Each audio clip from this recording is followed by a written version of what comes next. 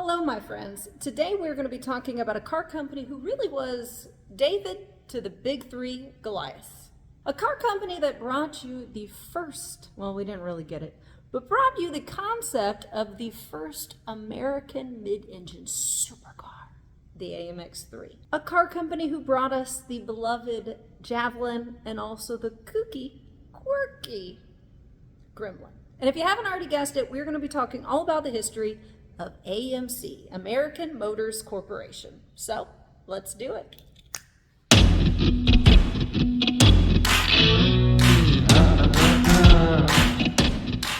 If you are unfamiliar with this channel, welcome. Automotive history is my hobby. I drop a video once a week about something I find pretty darn cool. If that's your cup of tea too, press like, press subscribe, and if not, that's perfectly fine too. Now hold on to your bucket seats. We are diving into the roller coaster history of AMC, a company that lived fast, fought hard, and left an unforgettable mark in the American automotive arena. It begins post-World War II when Nash-Kelvinator Corporation joined forces with Hudson Motor Car Company to form AMC in 1954. Now, there was another car company that almost became a part of this action. If you know who that was, write it down below.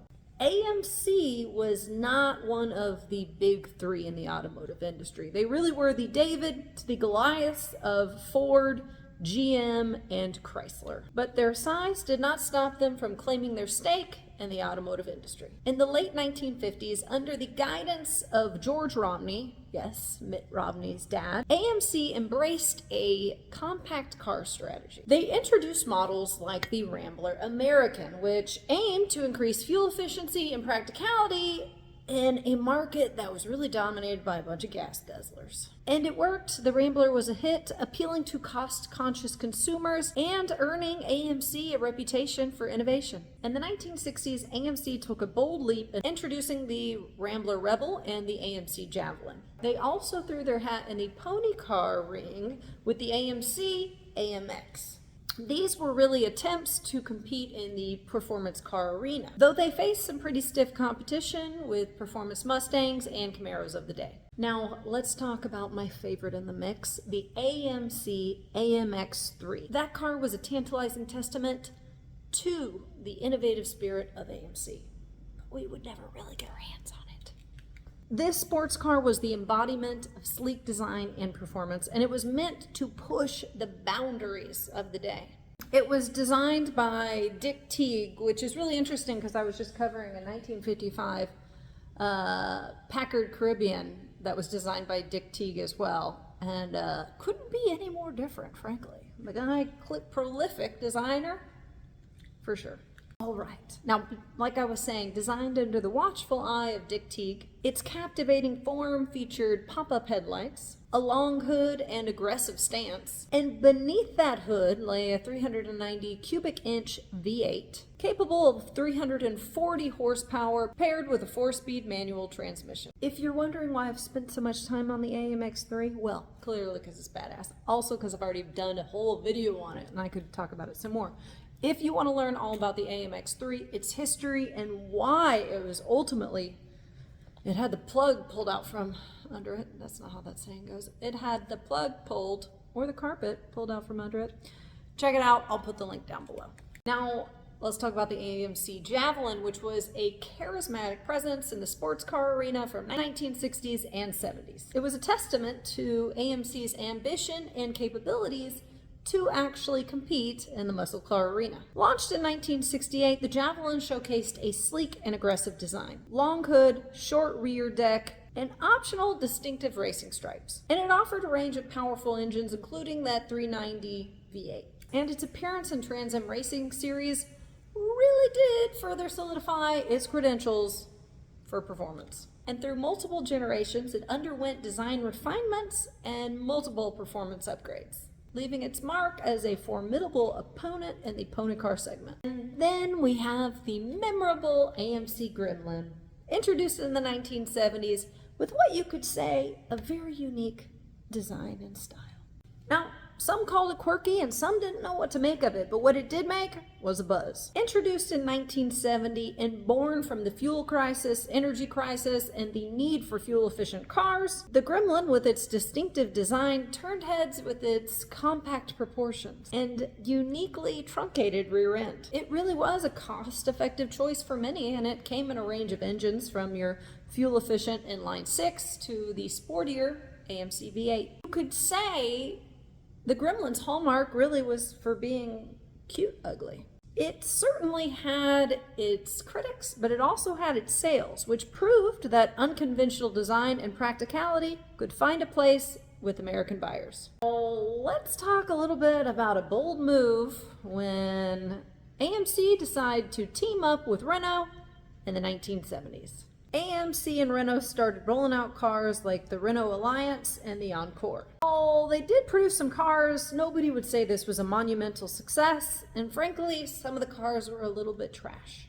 And now we get a glimmer of hope in the 1980s with the Jeep brand. See, AMC had acquired the Jeep brand in the 1970s, and it turned out to be a stroke of genius. All right, now here's a little mid-video trivia. Who knows the company that pinned the first real Jeep design?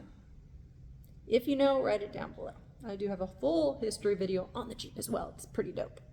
The Jeep CJ and the Jeep Cherokee brands would become symbols of America's off-road prowess. The Jeep legacy really emerged from World War II. It was a versatile and rugged off-road vehicle that would forever change the automotive landscape.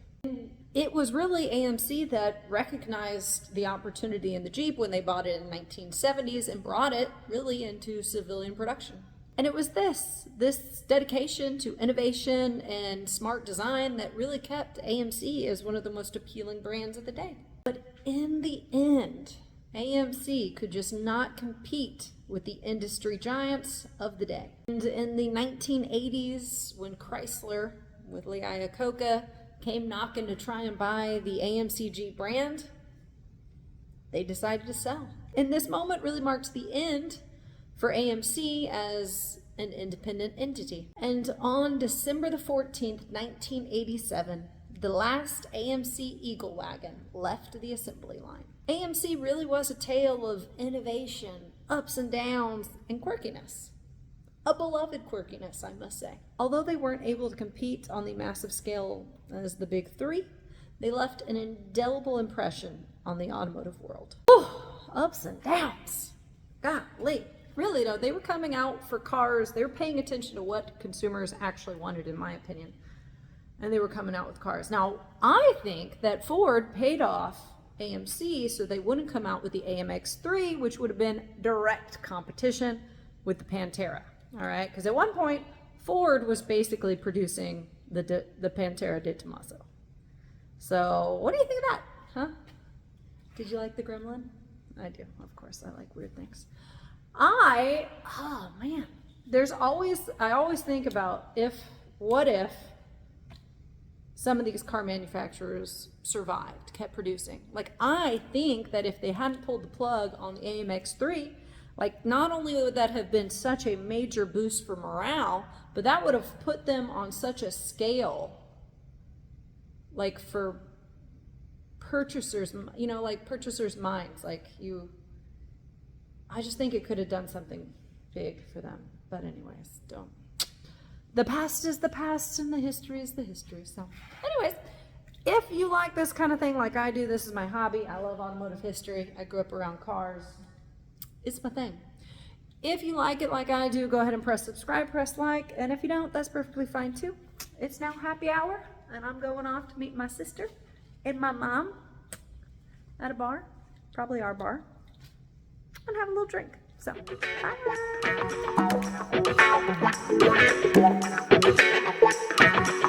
bye.